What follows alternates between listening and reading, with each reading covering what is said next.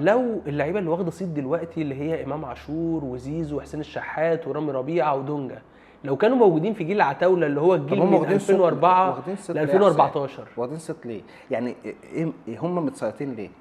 الجمهور ساعات بيصيط، السوشيال ميديا ساعات بتصيط، يعني ساعات لجان كمان بتصيط. لا في حاجه كمان بقى زودها انت كلامك صح، بس في حاجه اللي هو ميعاد تجديد عقودهم.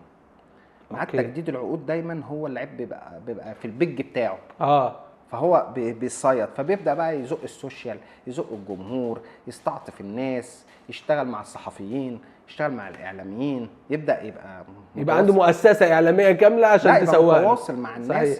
واحنا شعب عاطفي، فانت يعني انت نقول دول مثلا علشان فيهم تجديد عقود وفيهم انتقالات، صح؟ اوكي ماشي، قول بقى الاسامي. يعني مثلا زيزو لو كان موجود في جيل عتاوله اللي هو تقريبا من 2004 لحد 2014، ماشي، هيبقى مركزه موجود في الزمالك مثلا زي ما هو ويلعب منتخب مصر ولا لا؟ تعال نحصر المده الزمنيه، يعني نقول من 2004 لحد 2011.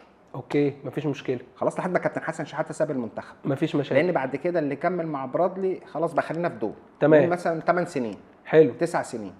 زيزو كان هيبقى برضه موجود في الزمالك زي ما هو، يعني موجود في الزمالك ولا موجود في المنتخب؟ الاول الزمالك، لا ما كانش يبقى ليه وجود في الزمالك، بس هو لو حسبناه على المستوى الدولي ماشي هتقارنه بركات، هو اقرب واحد لمركزه. انت ايه رايك؟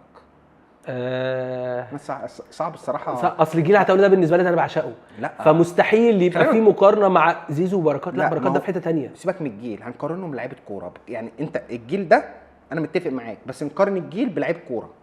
لا بركات في حته ثانيه. هو انت اصلا ينفع المقارنه دي اصلا؟ لا ما هي هي مقارنه للاسف، هي محطوطه عشان خاطر المراكز لا واحده. انت لا ينفع اقول ان زيزو احسن من بركات؟